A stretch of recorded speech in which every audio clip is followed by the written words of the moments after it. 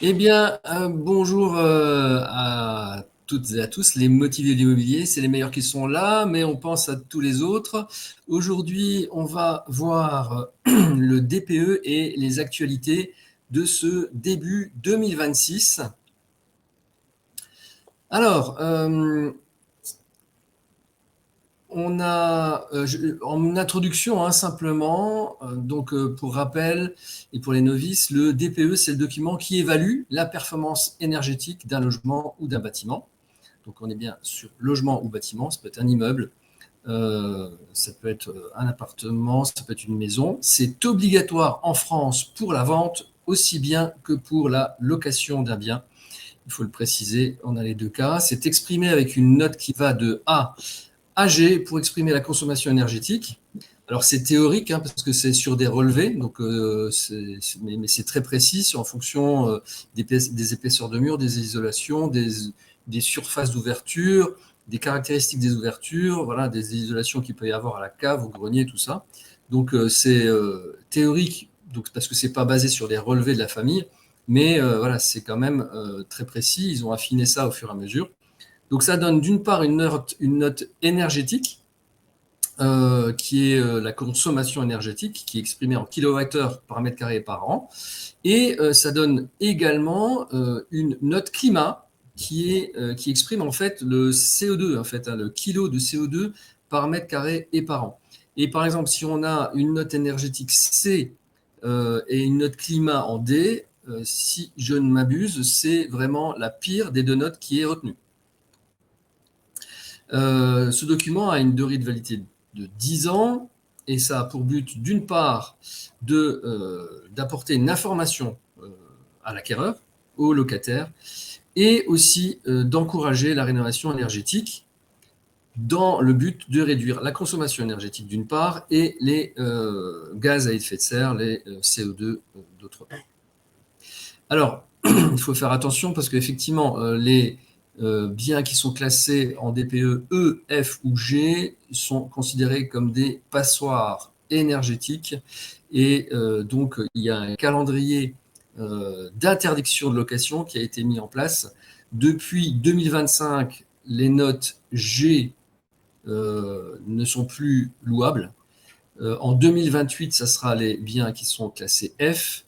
Et en 2034, ça sera les biens qui seront classés E qui ne pourront plus être loués. Donc, si un propriétaire qui met à la location un bien qui est interdit, dont la classe est interdite, eh bien, le locataire pourra se retourner. Alors, en fait, il peut déjà en fait se retourner contre lui et l'obliger à réaliser les travaux de rénovation énergétique et l'obliger en fait à mettre son logement à la norme autorisée, c'est-à-dire au minimum D. Si on est E, F ou G, il y a la nécessité de faire un audit énergétique et cet audit a pour objectif d'identifier la stratégie de rénovation et d'estimer le coût des travaux à réaliser. Alors, le DPE, c'est en constante évolution et on va voir ça justement avec les actualités de début 2026.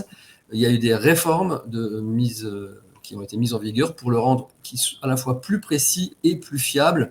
Ça a été décrié, les méthodes ont été décrites, en tout cas les méthodes ont évolué depuis qu'il a été mis en œuvre.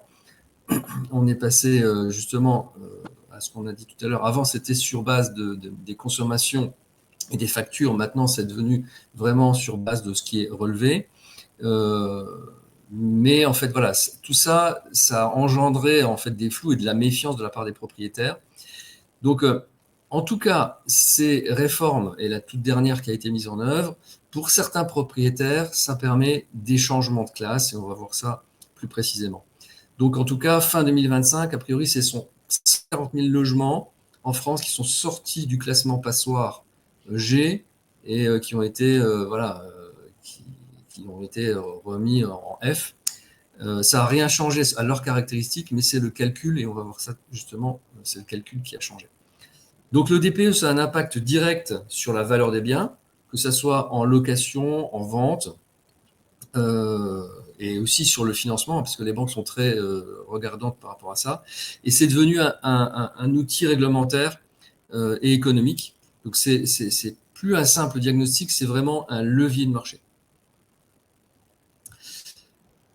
Donc on a un invité aujourd'hui, c'est LE Diagnostic et Conseil. C'est bien comme ça, la totalité comment dire, de la dénomination de la société. C'est ça. Allô? Oui, c'est ça, Oui, hein? c'est ça, exactement, exactement. Ok. Donc c'est bien LE, donc Diagnostic et Conseil pour Laval et Anderlin.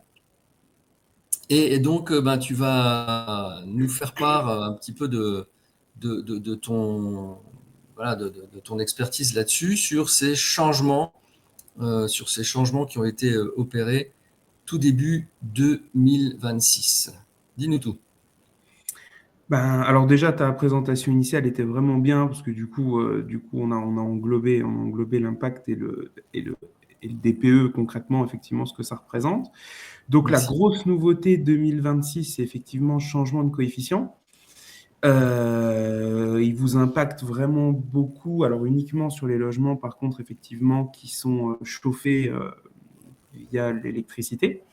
Parce qu'en fait, donc effectivement, Pascal disait tout à l'heure que donc on parle pas là des gaz à effet de serre, mais on parle de la note énergie, qui sont en kilowattheure par mètre carré par an, mais en fait, ils sont en kilowattheure d'énergie primaire par mètre carré et par an. Et en fait, du coup, ce coefficient 2,3, il correspond en fait donc à un coefficient qu'on ajoute pour tout ce qui est électricité, pour passer en fait de l'énergie finale, donc l'énergie qui est consommée dans le logement, à l'énergie primaire, c'est-à-dire l'énergie qui est envoyée par la centrale, par le barrage, par les éléments qui fabriquent l'électricité. En fait, ça s'explique juste par ce qu'on appelle la perte de charge lors du transport de l'électricité. La technologie ayant évolué pour coller un peu plus à la réalité, et puis surtout, effectivement, pour sortir certains logements de l'état de passoire énergétique, il a été décidé d'une évolution de ce coefficient, justement, effectivement, pour toutes ces raisons-là. Parce qu'en fait, il faut savoir que tous les autres types de systèmes de chauffage ont un coefficient à 1. Donc, le gaz, le fuel, tout ça, on est sur du 1. Donc, c'est-à-dire qu'à l'époque, l'électricité était 2,3 fois plus pénalisée que le reste. Maintenant, on est juste sur du 1,9. Et on se rend compte effectivement que sur des logements qui sont tout à l'électrique, on a un impact qui est quand même vraiment très important.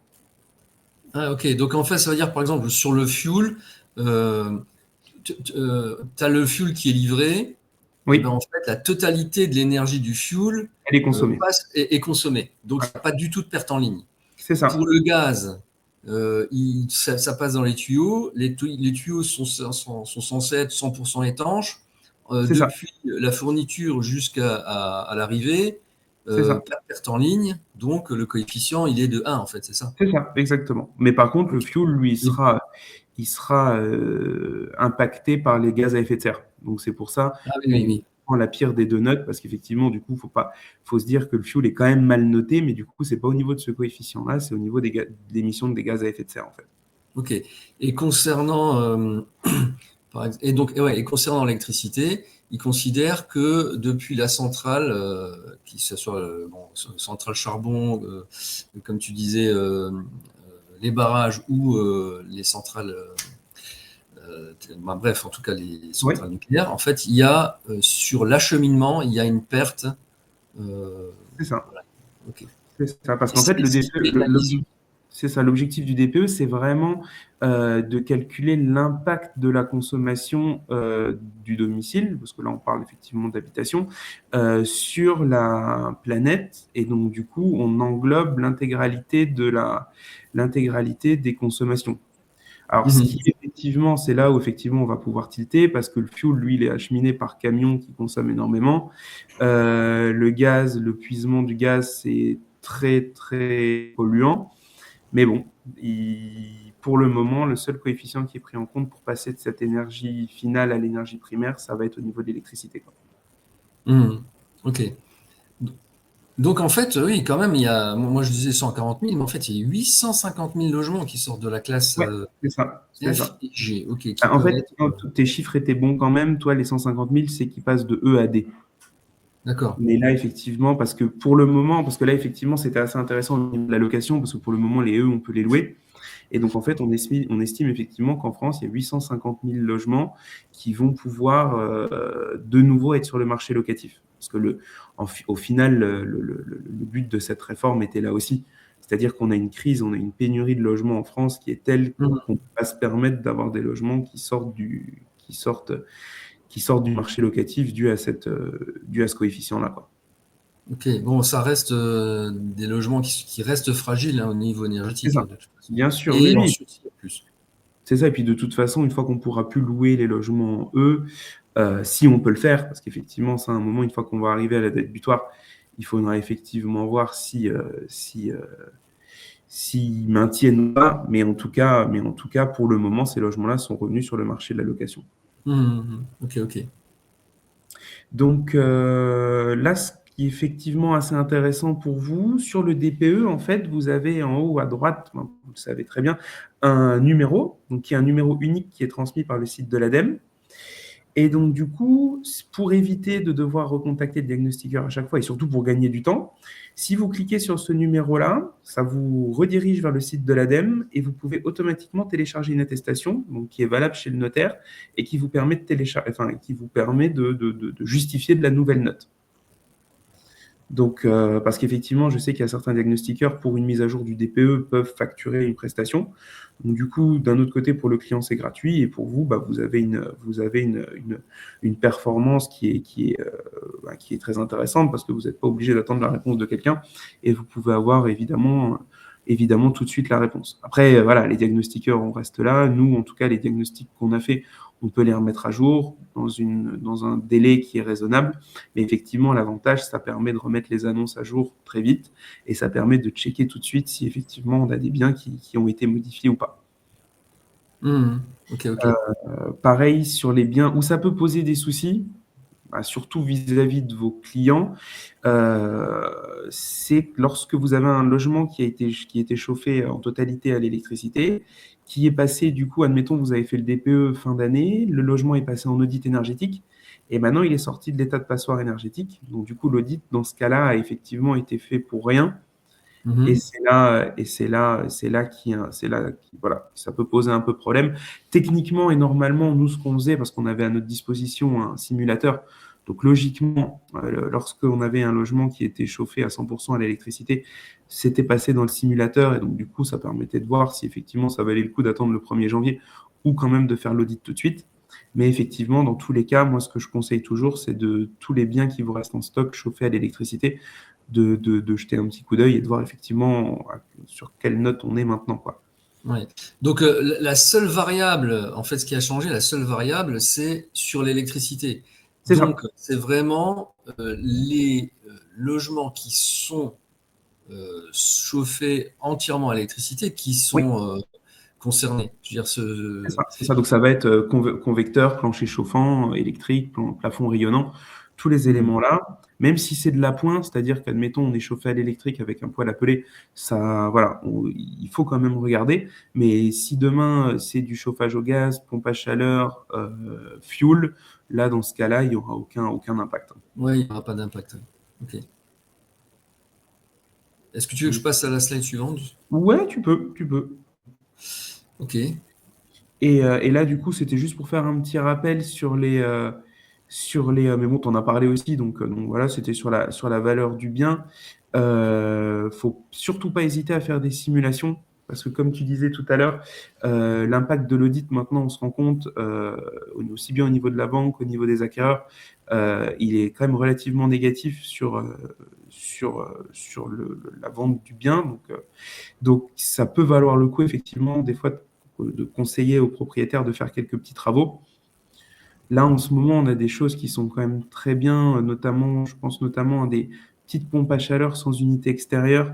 Donc, ça nécessite quand même un carottage du mur ou alors à se connecter dans un conduit.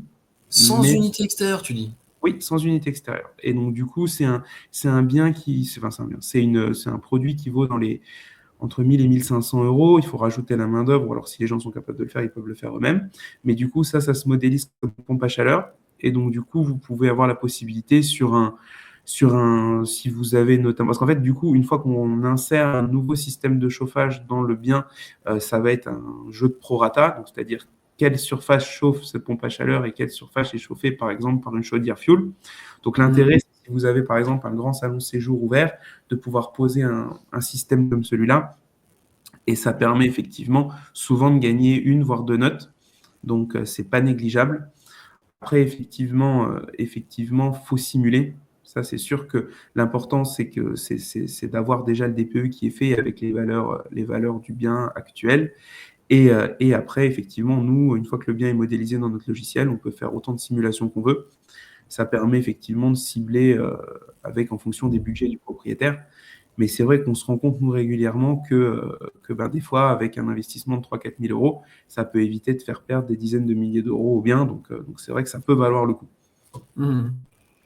Mais tu veux dire, entre le moment où le diagnostic est fait et la vente, investir une petite somme, une C'est petite ça. somme permet de gagner une lettre ou alors de Ah bah, renforcer c'est ça. Pour un exemple concret, on a fait un bien sur Bassam il n'y a pas longtemps. Les propriétaires étaient OK de faire des travaux. Ils ont installé cette pompe à chaleur. Donc, bon, le monsieur était bricoleur, donc il l'a posée lui-même. Donc, avec un investissement de 1 500 euros, on est passé de F à D. Ah bah oui, bah tu vois, en fait, Et voilà. c'est quand même, Et donc, du coup, on c'est quand sort même de le la, standard, quoi. Donc du on coup, sort de la c'est vrai on que a des ça évite une décote de prix. Et dans le calcul, ce qui est intéressant à savoir aussi, c'est qu'étant donné qu'un audit énergétique, alors en fonction des régions, mais c'est quand même, ça a quand même une certaine valeur, c'est aussi un élément que les propriétaires n'ont pas à payer.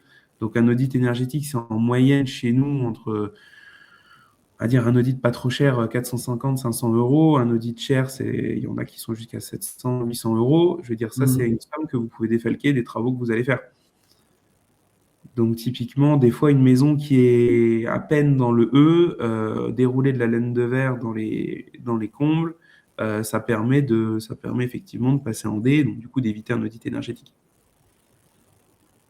Donc Ah c'est oui, pour ça que ça, c'est oui. intéressant. Après, ça dépend du bien. C'est-à-dire qu'effectivement, nous, c'est pas notre domaine d'expertise, mais c'est ce dont on se rend compte. Un bien, effectivement, où vous avez tout à refaire à l'intérieur, qui est effectivement où des fois il n'y a même pas de système de chauffage ou des choses comme ça, ça vaut pas forcément le coup de faire des travaux parce que de toute façon, c'est pas Oui, moi oui, qui oui. mais le Oui, prix restera on est identique. tellement loin Voilà, c'est ça, c'est ça, c'est ça. ouais. Mais par contre, Et donc, dans la stratégie, par exemple, on fait le DPE, tu fais le DPE, tu fais payer, et puis du coup, tu dis, ah ben, en fait, vous êtes en limite et vous pourriez gagner une lettre, vous pourriez avoir un saut c'est ça. avec avec un petit travail, des petits C'est ça. travaux. Mais du coup, pour la vente, tu remets à jour le DPE une fois que les travaux sont faits, c'est ça? Oui, c'est ça. Parce qu'en fait, nous, du coup, on n'est pas obligé d'envoyer le DPE sur le site de l'ADEME.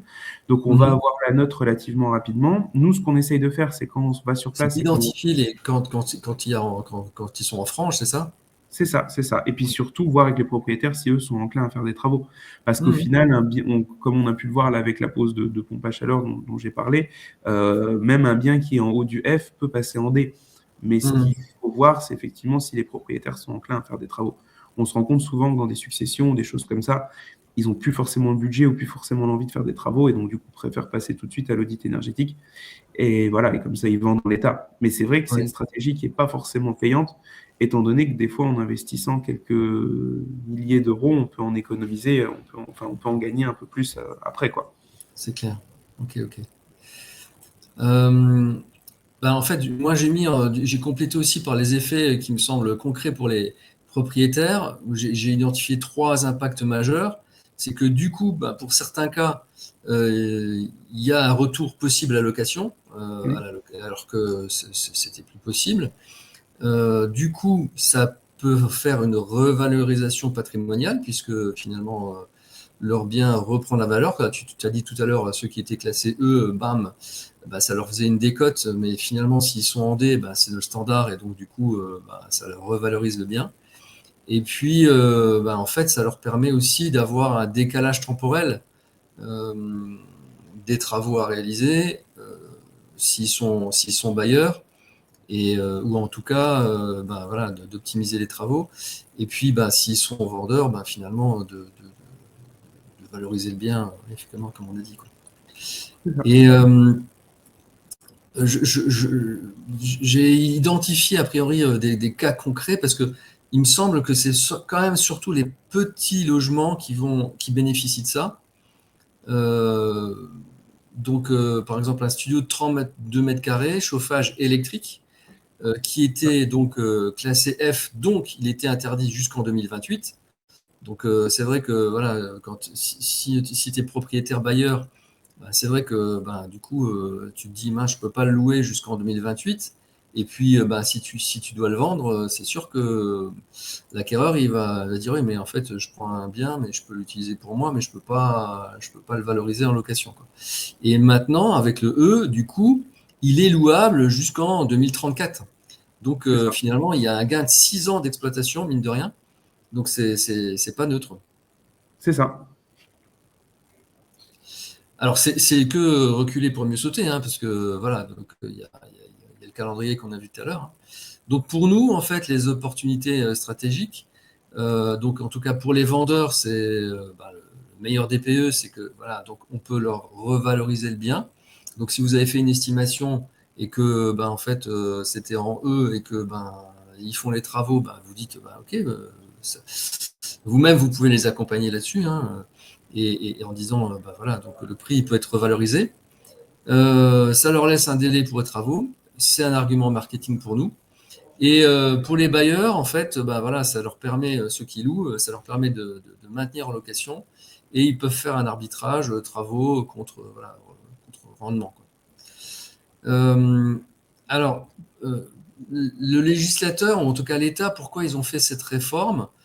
Si je ne m'abuse, en fait, c'est justement pour rééquilibrer le calcul et limiter la sortie massive des logements, hein, c'est ce que tu avais dit, parce que finalement, avec la crise du logement, il y avait beaucoup de, bah, voilà, beaucoup de Oui, logements énormément, voilà, énormément, qui pouvaient plus être, parce que du coup, ils devenaient insalubres, hein. ouais. C'était bah, pas insalubre sale, mais en fait, Oui, inlouable en complètement. grande précarité énergétique, c'est ça? C'est ça. Donc, ils sont toujours en grande précarité énergétique. Ça ne change rien aux consommations d'énergie, ça ne change rien à la facture, mais au moins, c'est louable. Et bon, je pense que ça a mis un coup de semonce, ou en tout cas un coup de speed aux bailleurs, et que du coup, ils se disent, ben voilà, j'ai pas le choix, il va falloir soit que je vende, soit que je fasse les travaux, quoi. Et ça a pour but d'encourager le chauffage électrique et les pompes à chaleur, comme tu disais, finalement, qui sont censés être voilà, peu énergivores par rapport aux autres énergies, quoi. C'est ça. Et donc, du coup, ceux qui restent en G, ceux qui n'ont pas changé, ce sont des vrais passoires, quoi. C'est vraiment des vrais passoires. Là, ils n'étaient pas en frange, ils étaient vraiment dans le gros du G, dans le haut du G. Donc là, là, ça, c'est des vrais passoires. Et là, les travaux, ils sont vraiment urgents et nécessaires. C'est ça. Donc, il y en a quand même certains qui gagnent et certains qui n'ont pas gagné. Donc, les gagnants, c'est plutôt, on doit surtout cibler, nos biens, ça va être les studios et les petites surfaces, qui, eux, ils vont potentiellement gagner une lettre. Euh, c'est de toute façon les logements électriques, Ouais. partiellement ou totalement électriques. Et donc, il faut qu'ils soient effectivement borderline en F ou E, quoi. Et par contre, il y a les logements qui ne sont pas concernés, c'est tout ce qui est fuel avec le gaz qui est très consommateur et les biens qui sont vraiment réellement mal isolés. Donc là, bon, il y a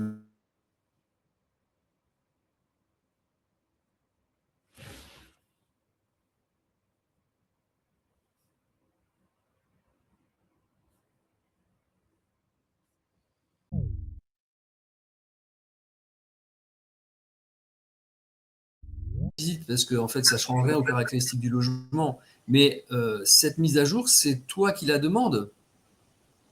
C'est le diagnostiqueur qui a fait qu'il demande, c'est le propriétaire qui le demande. Ça se passe comment, du coup, cette mise à C'est jour? alors la mise à jour, elle est, le problème, c'est qu'il n'y a pas de notification, elle n'est pas automatique du tout. C'est Mhm. juste, en fait, effectivement, il faut reprendre le DPE et soit insérer sur le site de l'ADEME le numéro du DPE, soit effectivement cliquer sur le numéro, enfin, sur le lien en haut à droite du DPE qui nous permet effectivement de nous amener sur le site de l'ADEME et qui nous permet de télécharger l'attestation. Donc en fait, l'ADEME le fait automatiquement. C'est-à-dire que C'est ça, c'est ça. si tu fais pas la démarche d'aller toi-même sur le site, ou diagnostiqueur, le propriétaire lui-même, il peut le faire, ou nous, agents Tout le monde peut immobiliers, le faire, ou le notaire, on ouais. va sur le site de l'ADEME, on met le numéro de référence et on peut télécharger la mise à jour. C'est ça, exactement. Ok, ok. Exactement. Et puis il y a du coup effectivement une petite, comment dire, une tolérance, parce que du coup nous on a essayé d'échanger un peu avec les notaires pour voir ce qu'il en était. Lorsque Mhm. les notes sont bonnes, il n'y a pas de souci. Typiquement, nous on se rend compte qu'il y a des biens par exemple qui sont passés de D à C. Si vous signez, si vous passez chez le notaire avec le bien en D, oui en D, vu qu'on améliore, si c'est pas la dernière version du DPE, ils sont normalement pas embêtants là-dessus. Oui, oui, oui, oui, parce que de Forcément, toute vu façon, qu'on en entre fait, ce qu'il y a, dedans, c'est que de toute façon, la vente aurait été faite sans audit, c'est ça. donc voilà, donc ça change rien. C'est une amélioration finalement administrative pour l'acquéreur, mais ça change rien sur la vendabilité, on va dire.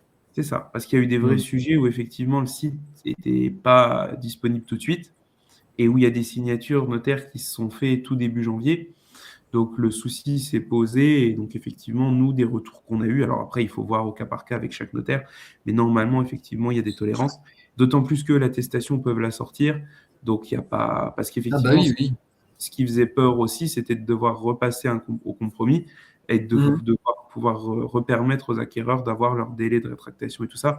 Mais apparemment, ce changement de note n'ouvre pas droit à rétractation, vu qu'on améliore forcément la note et on n'empire rien. Ok, ok. Donc en tout cas, nous, professionnels de l'immobilier, la stratégie qu'on peut faire, le plan d'action, c'est regarder nos biens. Hein, quels sont les biens de petite surface, studio et F1 par exemple qui peuvent être concernés, les logements qui sont justement tout électriques. Regarder où est-ce qu'ils se positionnent par rapport aux franges des classements. Et puis, du coup, mettre à jour le DPE si c'est opportun. Et puis, du coup, on peut le revaloriser commercialement. Nous, sur les annonces, on peut donc, il faut changer la lettre. Et puis, du coup, on peut éventuellement même changer le texte si c'était spécifié dans le texte. Et puis, voilà, pour le propriétaire, c'est un arbitrage, comme tu disais tout à l'heure, travaux, conservation, vente. Voilà. Et bien du coup, je remets tes coordonnées. J'avais des numéros, mais je ne sais pas s'ils sont toujours valables. Et Si, c'est oui, ouais, c'est tout bon. ok, ok, super. Et puis ben voilà, là c'est ton contact direct. Donc il y a contact @lediag.com et donc là vous avez une secrétaire maintenant qui fait le lien. C'est ça. Et sinon, en fait, il y a les coordonnées directement. Donc j'ai mis une petite photo de nous quand on s'est vu dernièrement. Ok.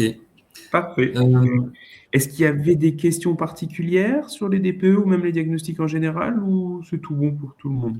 Comment ça s'appelle le nom commercial de du système de chauffage que tu parlais, de la petite pompe à chaleur c'est quoi le nom exact, Alors, je vais dire ça tout de suite. s'il te plaît? Et je vais me renseigner là-dessus parce que ouais, ça peut être intéressant ça. Enfin, en tout cas, en Alors, parler. ils appellent ça, donc en fait, ouais, il n'y a pas de marque précise, mais c'est un climatiseur monobloc réversible, sans unité extérieure. Merci. Avec plaisir. 36 heures. Parfait. Bon, Pascal, c'était tout bon pour toi aussi? oui, effectivement, ouais, c'est bon. Parfait. Nickel. Bon, je vous souhaite à tous une très bonne journée et puis à bientôt. Merci Hugo. Merci à toi, hein, merci, Avec plaisir. merci à toi, Hugo, pour ta présence et pour tes informations. Avec grand plaisir. Allez, très bonne journée. Bonne Merci. journée. Allez, salut. Au revoir. Bye bye.